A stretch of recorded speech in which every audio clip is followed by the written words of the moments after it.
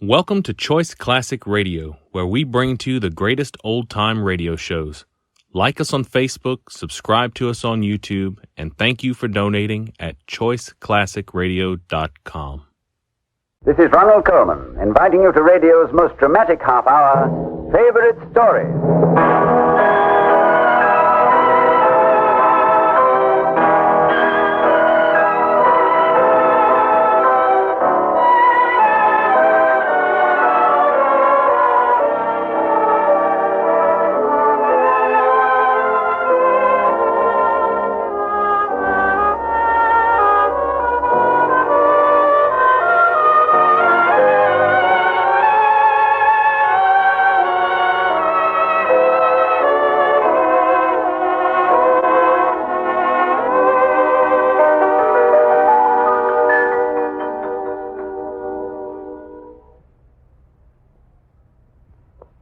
Do you remember the line of poetry, "Where are the snows of yesteryear"?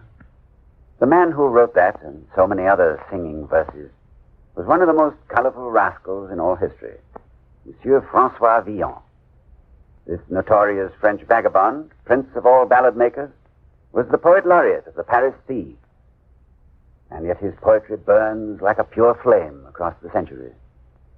I had the pleasure of playing François Villon on the screen, and I'm delighted to do a story about him on the air.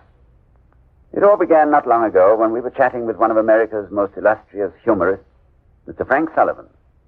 The talk rambled on to Favorite Story, and Mr. Sullivan asked if we'd ever done Lodging for a Night on this series. We told him we'd be proud to present that famous Robert Louis Stevenson yarn as his own favorite story. So here it is, for Frank Sullivan and for all of you who like a good adventure and a good love story to boot, Lodging for a Night.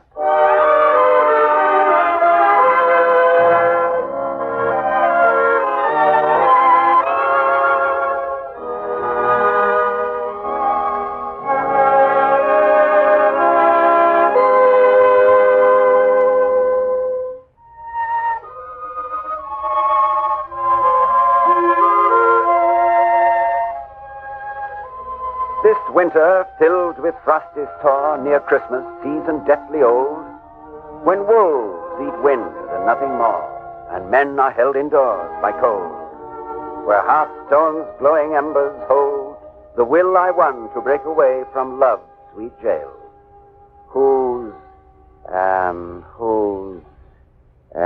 walls enfold. Now, what the devil would love's walls enfold? A breaking heart. Yes, of course. Oh, who are you? The chambermaid. Oh, mademoiselle, you've just rendered yourself immortal by contributing 3 words to a poem by François Villon, Master of Arts. I thank you humbly from the very fiber and soul of my being. Now go away, go away. Oh, yes, sir. From love's sweet jail, whose walls enfold my breaking heart. Oh, chambermaid, come back. Are you pretty? Well, she must have been pretty. If she'd been a red-headed witch with a woolen wig, she'd have been certain to come back. You must be getting old, Francois, letting the pretty faces slip by on the edge of the lamplight. Now, let me see. What rhymes with away? Say, way, nay, day. That's it, for many a day. Yes, my breaking heart for many a day. Very good, Francois. Very fine indeed. Especially the breaking heart. Glad I thought of that. Master Villon. Yes? Master Villon. Who is it? The chambermaid. Well, come in, child. The door's unlocked. Am I disturbing you? Of course you're disturbing me. It's delightful. I love to be disturbed when I'm working. Come over here by the lamp. I can see your face. Exquisite. Ravishing. Even pretty. Oh, why do you look so frightened, child? I shan't harm you. Master Villon, a dreadful thing has happened. Don't tell me. Our landlord has expired from apoplexy. And if he served himself the same dinner that he served me this evening, apoplexy is exactly what he deserves. It's a good thing I have no intention of paying him for it. It's not the landlord. The landlord's run off. Run off? Everybody's run off. There's not a soul in the house except you and me and him. Him? The man downstairs, the murdered one. What? It happened while I was up here turning down the beds for the night. They've been brawling, Master Villon, and several of them had their daggers out. One of them slipped, I know. It was probably Montigny, or that great goof Tabary. Who's the dead one? I've never seen him before. Let's have a look. lamp. What's your name? Isabel. Isabeau. Well, come. Shall we see if this little tragedy really happened, or if you dreamed it? Oh, it happened, sir. You'll find the man right there in the corner of the tap room. Propped up in his chair, he is. His eyes just staring at... So I see. Ugly, isn't it? Very. I've always said, a dead man has no right to have red hair. The worst possible taste. I'm frightened. And you're frightened. Well, I can practically feel the rope around my neck. But why should you be afraid? You didn't do this. Mademoiselle, Francois Villon is the darling of the Paris police. The favorite suspect in every robbery, murder, misdemeanor, or felony within sight of the towers of Notre Dame. Let the bailiff of Paris walk in that door, see me bending over a dead man with red hair, and my arrival in paradise would be scheduled within the week. Are you a criminal? Not a murderer. A thief? A poet by profession. A borrower by necessity. The mind, Isabeau, can sustain itself on a poem per day. But the stomach demands occasional stanzas of bread and meat. I've never stolen a rhyme, my child. But I may have acquired food from time to time without waiting for it to pass through escrow. Am I safe with you? Well, of course not. I'm probably the least safe person in Paris. What am I to do? Why didn't you flee with the others? I have no place to go, Master Villon. I have no friends in Paris. And the night is so cold. In an hour, a person could freeze to death. All right, put on your coat. Where are we going? Away from here. When a curious policeman wanders in that door, I don't want to be on hand to welcome him.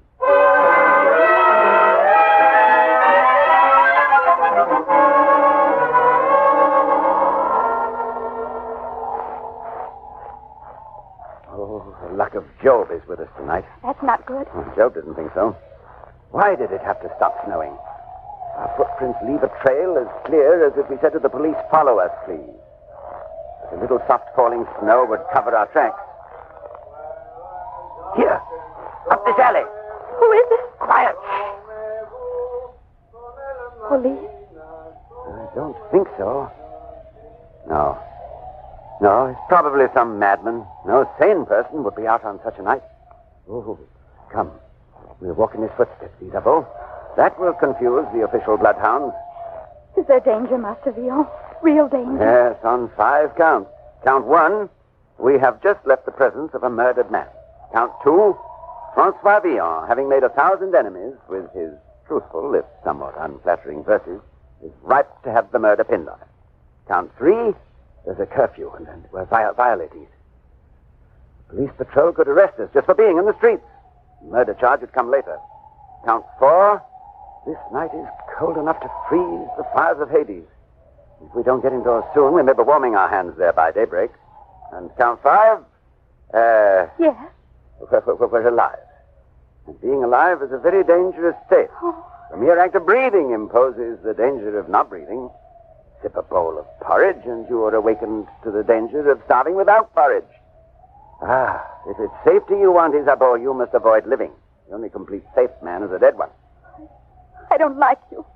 You laugh at everything and everyone. You're not a man. You're like ice. Oh, it's just the wind blowing through my soul. I'm afraid. So am I. Forgive me, child. My cynicism, Isabeau, is my armor. And when I most clang my sword upon my shield, that is when I am most afraid. Now, forgive me. There. You like me better now? Much better. Now, what to do? Oh, shall we go to an inn? I've no money. Neither have I. What was that? The gray wolves from the woods of Boulogne. The wind whets their appetites this time of year, and they come into the city to shop for groceries. What groceries? Well, isn't a gray wolf entitled to at least a meal per day? I've seen him snapping at the very gates of the Bastille, so that the prisoners inside were the safest people in Paris.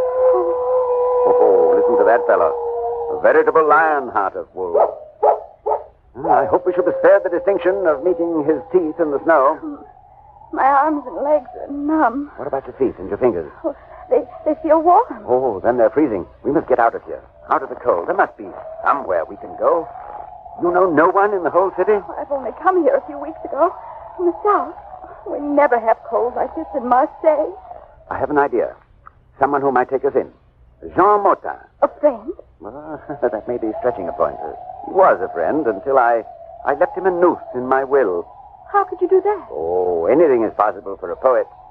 To Jean Motin, the foul of face, for scanty kindness, I devise, by way of gift, that baron's grace that hangs a man until he dies.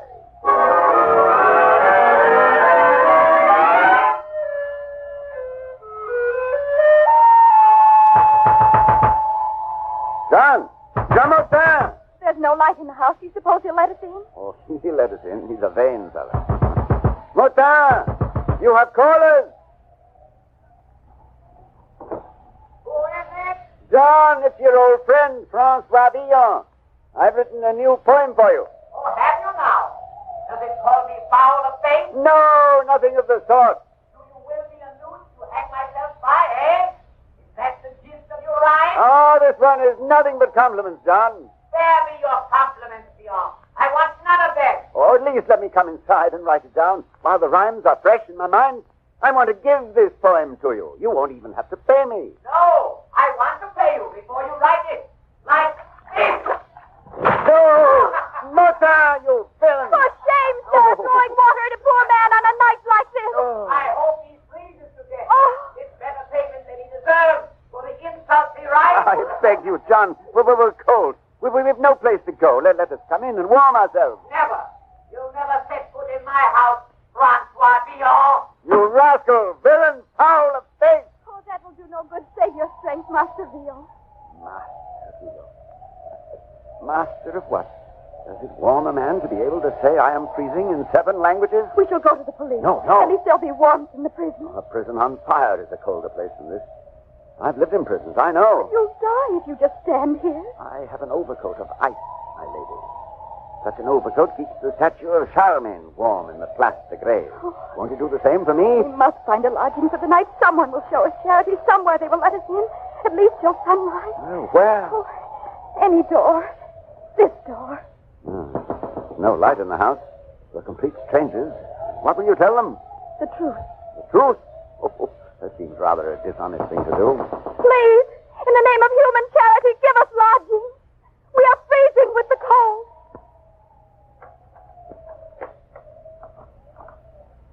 Yes? I beg you, good my lord, take us in. My friend and I are perishing in the wind and snow, and we cannot go back to the inn where we were staying because there is a murdered man there. And you murdered him? No. We had nothing to do with his death, sir. The place is swarming with police patrols by now. We cannot go back. If you are innocent, what have you to fear? Sir, I am dogged by an unearned reputation as a criminal. I'm a great poet, but only a petty thief.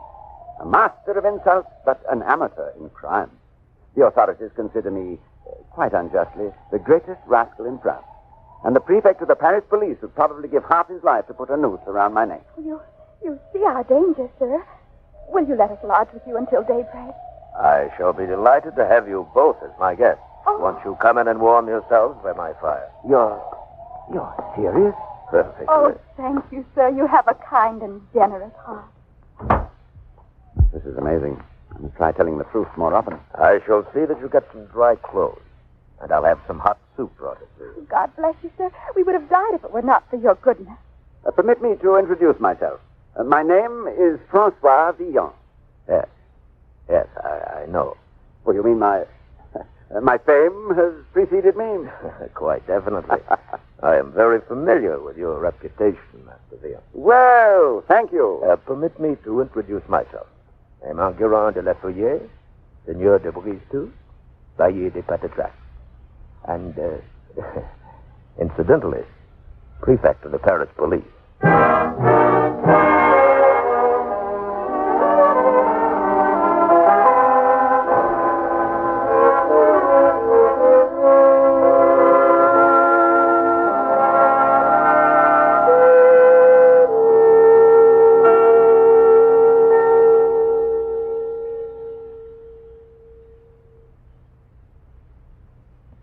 You know, this favorite story we're bringing you is not about a fictional character. This fellow, Francois Villon, was very much alive, thank you, and made a good deal of trouble for the authorities of his time. We left Monsieur Villon in a rather uncomfortable predicament. And it seems only courtesy to try and get him out of it. So we carry on with Act Two of Frank Sullivan's favorite story.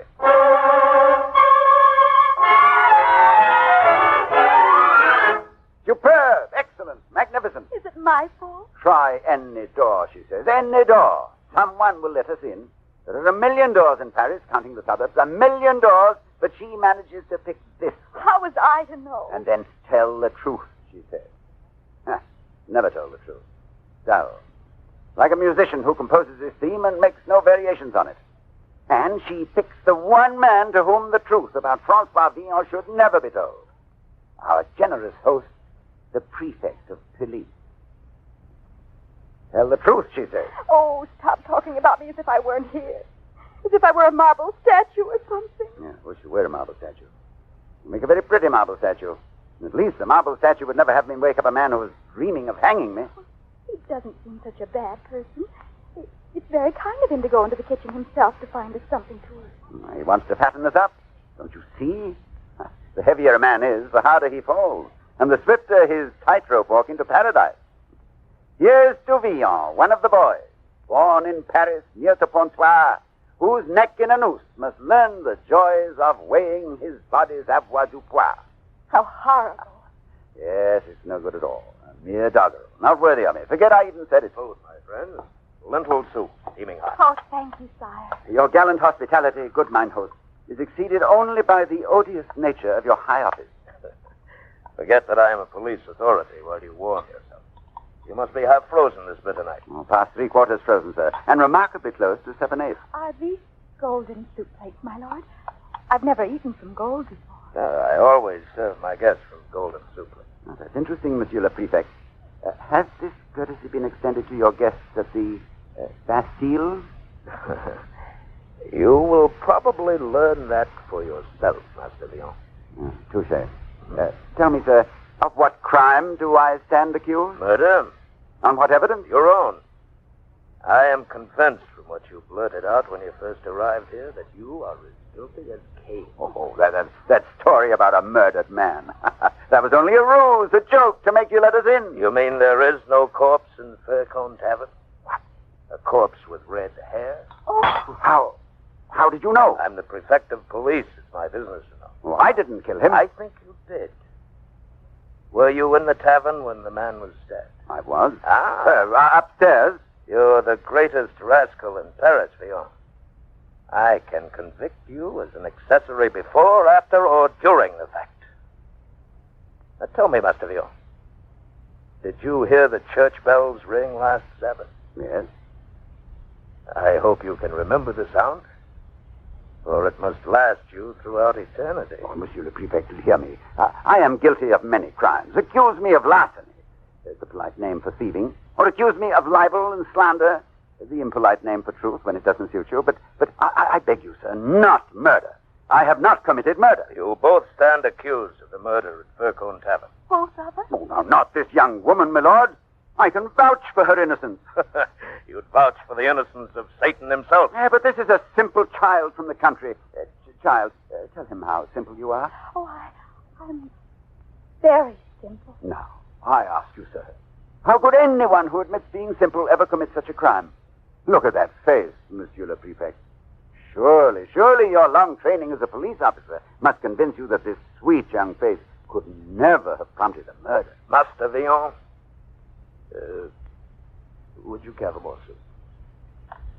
Oh, why not? The condemned man ate a hearty supper. I may not have been born with a silver spoon in my mouth, but at least I can die with a gold one. Tell me, Master Villon, what do you suppose it will be like to die? Monsieur le Prefect, why don't you go ahead of me and find out? Oh, why should you hear the church bells next Sabbath while I listen to the grass growing above my head? You deserve to live more than I do. Do I? No, by heaven, you're as guilty of murder as I. You call me a murderer? Oh, didn't you fight in the siege of Orleans? By the very side of our Saint Jean d'Arc. And you killed many an Englishman. 20 died by my sword in a single day. Is the blood spilled any the less red? Is the journey to paradise any shorter from the battlefield than it is from the Paris gutter? I suppose you think me a thief, too. You are a thief. Master Villon, pray do not insult him. You'll only make matters worse. Let him continue, Mademoiselle. He is proving his right to live is as good as mine. Very well, monsieur. How am I a thief? Milord, when you are soldiering, how do you get your supper? Why, from the good people of the countryside. They supply me at my nights. Without pay? Without pay. On penalty of death. That is the law. Milord, suppose we are both foraging through the countryside. You in the name of God and country, I in the name of God and Francois Villon. We are both hungry. A baker gives you bread because you can hang him for refusing. The baker gives me bread because he doesn't see me slip it off his shelf into my coat pocket. What's the difference? The difference, Master Villon, is as far as the moon. I am within the law, and you are not. But, sire, what if the accident of birth had been reversed? Suppose I had been born to these golden soup plates, and you to the plates of tin. I, the great lord of Brise-Tout, and you, the poor poet. Then which of us will be within the law, and which outside? I have been told that Socrates could juggle his argument so well that he could prove white was black, good was bad, and up was down.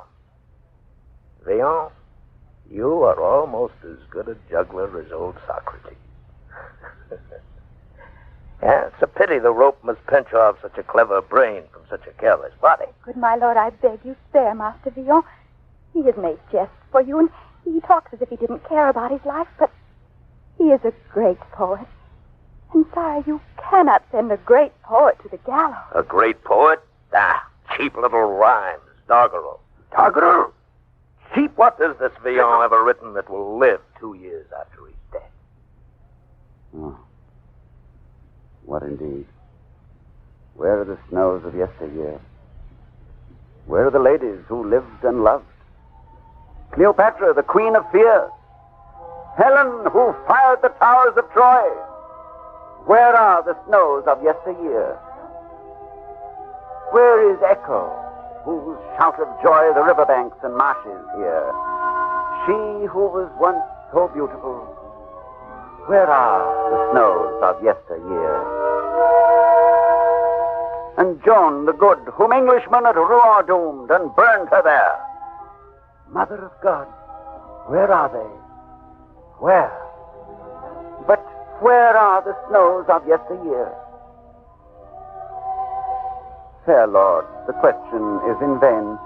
Though we should search the livelong year, no answer comes but this refrain. Where are the snows of yesteryear?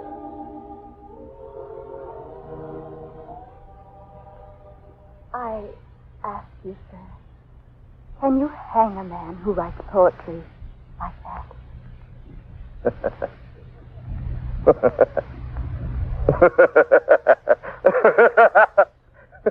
Of course not, of course not.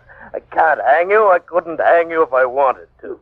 You couldn't? No. 10 minutes before you knocked at my door, one of my police patrols reported that they'd found the murderer from the Fur Cone Tavern. Found it?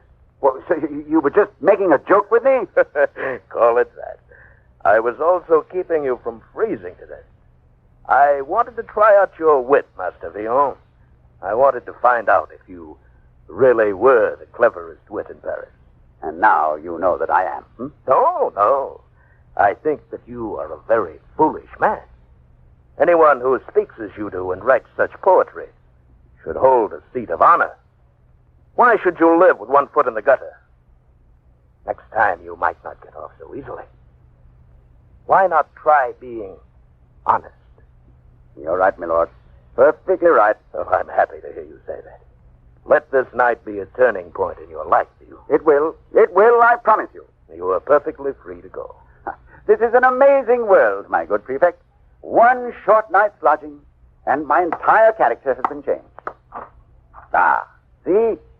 The sun is beginning to rise and warm the earth. My friends, it shines on a new Francois Villon, an honest Francois Villon. Bless you, Villon. You have seen a light. And I owe it all to you. Goodbye, Monsieur le Prefect. Goodbye. Farewell. Bless you both. Good morning, Isabeau. Good morning, Francois. The sun is warm and the air is free. And so are we. Oh, Francois, I'm so proud of you.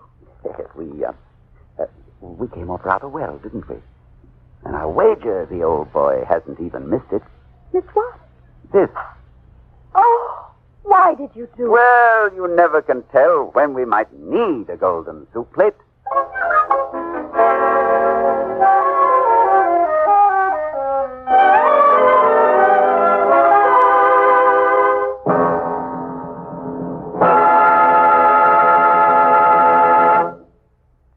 Well, there you have it. Another favorite story. Another drama based on the great writings of the world's great writers and chosen by famous contemporary personalities. Incidentally, we are aware that there was no love interest in Mr. Stevenson's original manuscript. But since history tells us that Monsieur Villon was not altogether allergic to a pretty face, we took the liberty of introducing his girlfriend, Isabeau, so beautifully played by Miss Janet Waldo. It was a pleasure to play Francois Villon for you, and we wish to thank Mr. Frank Sullivan, who chose Lodging for a Night as his favorite story. Next week, we've scheduled the favorite story choice of one of the world's great popular composers, Mr. Irving Berlin. He chose Alice in Wonderland. We've called an exciting cast. Our musicians and sound men are already rehearsing to bring you next week's production of Lewis Carroll's immortal Alice. We hope you'll be listening.